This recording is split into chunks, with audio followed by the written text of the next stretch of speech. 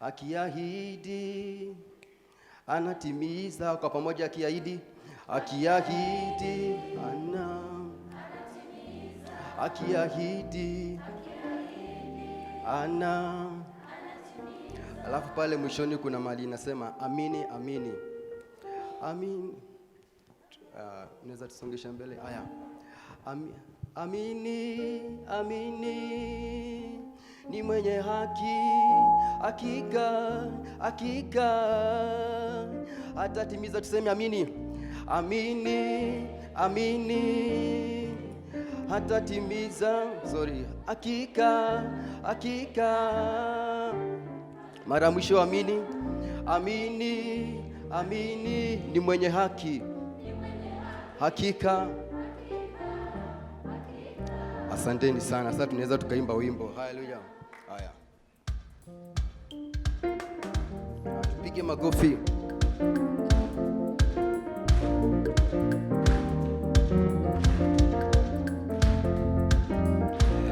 Aliyeniita ni mwaminifu kweli, ni mwenye haki, ni Baba yetu yeye. Aliyeniita ni mwaminifu kweli, ni mwenye haki, ni Baba yetu yeye. Aliyeniita ni mwaminifu kweli, ni mwenye haki, ni Baba yetu yeye. Aliyeniita ni mwaminifu kweli, ni mwenye haki, ni Baba yetu yeye. Aliyeniita ni mwaminifu kweli, ni mwenye haki, ni Baba yetu yeye. Akiahidi anatimiza. Akiahidi anatimiza. Akiahidi Bwana anatimiza. Akiahidi Yesu anatimiza. Aliyeniita ni mwaminifu kweli, ni mwenye haki, ni Baba yetu yeye. Aliyeniita ni mwaminifu kweli, ni mwenye haki, ni Baba yetu yeye. Akiahidi anatimiza. Akiahidi Yesu anatimiza. Akiahidi Bwana anatimiza. Akiahidi Yesu anatimiza.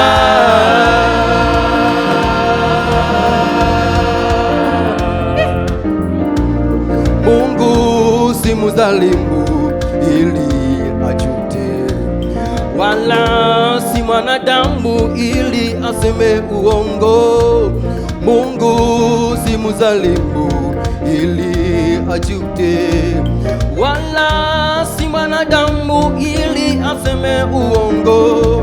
Amini, amini, ni mwenye haki, hakika, hakika atatimiza.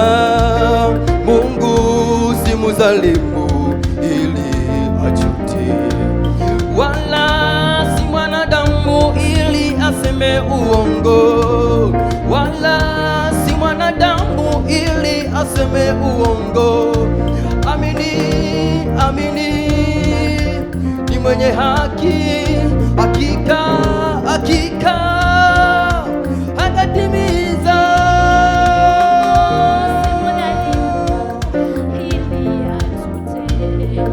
Wala si mwanadamu ili aseme uongo. Wala si mwanadamu ili aseme uongo. Amini, amini, ni mwenye haki, hakika, hakika atatimiza. Amini, amini, ni mwenye haki, hakika, hakika atatimiza. Amini, Amini, hakika, hakika, hakika atatimiza. atatimiza. Amini, Amini, amini, ni mwenye haki, ni mwenye haki, hakika, hakika, hakika, hakika atatimiza. Aliye, Amini, amini, ni mwenye haki, hakika, hakika, hakika atatimiza. aliyeniita, Aliyeniita ni mwaminifu kweli, ni mwenye haki, ni mwenye Baba. haki, ni Baba yetu yeye. Aliyeniita ni mwaminifu, Aliyeniita ni mwaminifu Ambia rafiki yako, kweli, ni mwenye haki ni mwenye Baba. haki, ni Baba yetu yeye. aliyeniita Yesu, Aliyeniita ni mwaminifu kweli, ni mwenye haki, ni mwenye Baba. haki, ni Baba yetu yeye. Akiahidi Yesu Akiahidi anatimiza, anatimiza. akiahidi Yesu anatimiza, akiahidi Bwana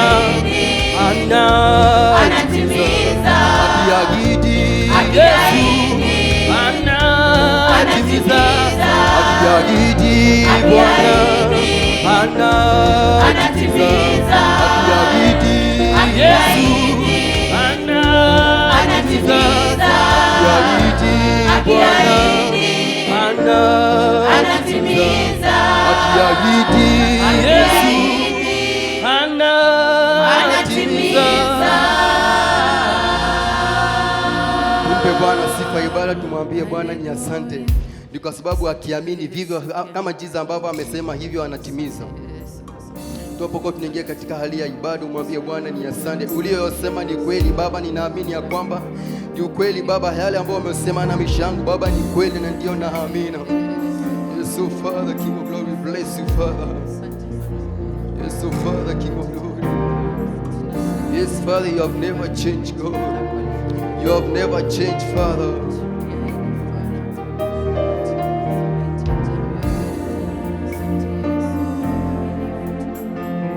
Yes, Lord, oh Father. Yes, Lord, oh Father. We say thank you, Father, King of glory. You can do anything, Father. You can change our situation, Father. Oh, yes, Lord. He can do anything, He will provide for you. His name is Jehovah, the Lord my provider. He can do anything, He will provide for you. His name is Jehovah, the Lord my provider. Say He can do. He can do anything, He will provide for you. His name is Jehovah. His name His name is Jehovah. the Lord my provider. Yes, Jesus, you can do anything. He can do Father, you can do anything. He will provide for Your you. name is Jehovah. His name Your is name is Jehovah, Jesus. the Lord my Oh, call Him and say He can do anything. He can do anything. He will provide for His you. name is Jehovah, His name is the Lord my provider. the Lord my Oh, Father, you can do anything. He can do anything. He will provide. He will provide. His name is Jehovah, His name is the Lord my provider. the Lord my I'm saying anywhere, anywhere. Father, you can do it, He Father. will He will provide provide. His name is Jehovah, His name is the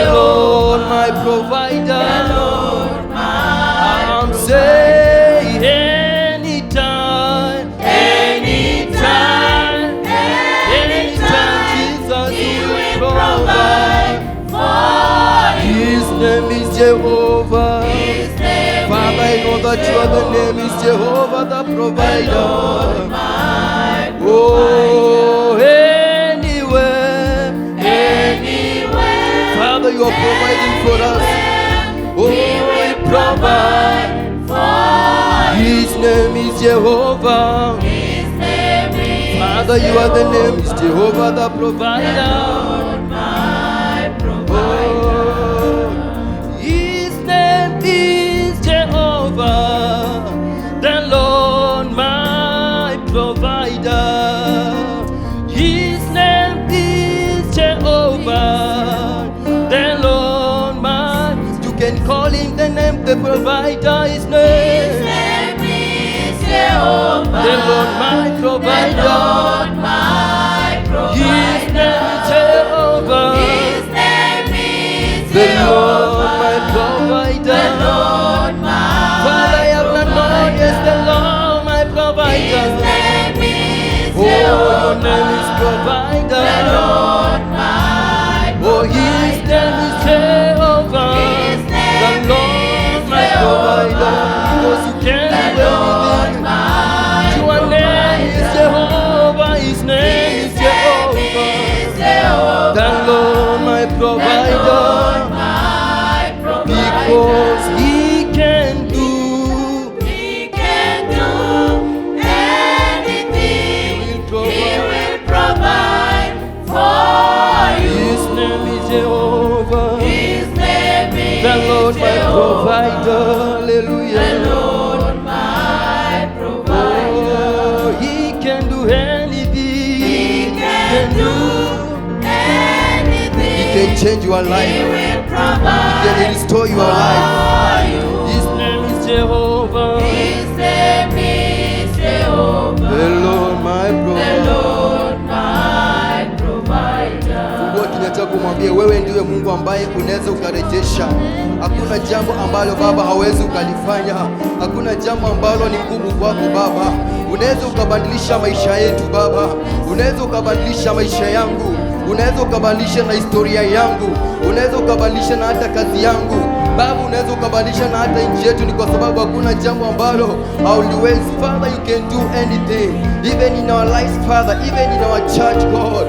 Father, you can do anything Father. We say thank you Father for the so far that you have done with us, oh God. As we trust and believe that God, my Father, there is much that God that you are about to do in our lives, so Father. Thank you Jesus Christ, oh Father. You bless it Father, you glorify your name. Ni asante Yesu, ni kwa sababu ya kutusaidia, ni kwa sababu ya kutuwezesha Baba. Ndio Baba, unaweza ukafanya mambo vyema zaidi.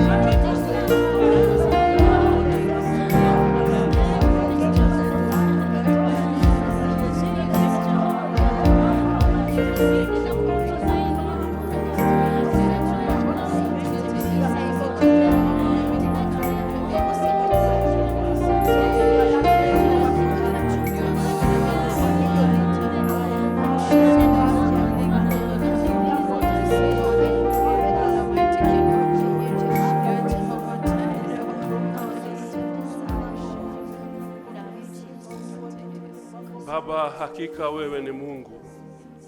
Hatuna Mungu mwingine kama wewe, mfalme wa ajabu. Jina lako ni Jehova Jireh. Jina lako mfalme wa ajabu ni jina ambalo liko juu ya majina yote Baba. Jina lako Baba liko juu ya magonjwa yote Bwana. Jina lako mfalme wa ajabu liko juu ya mahitaji yetu mfalme wa ajabu. Kwa maana tunajua Yesu, wewe unaweza kutenda chochote Bwana.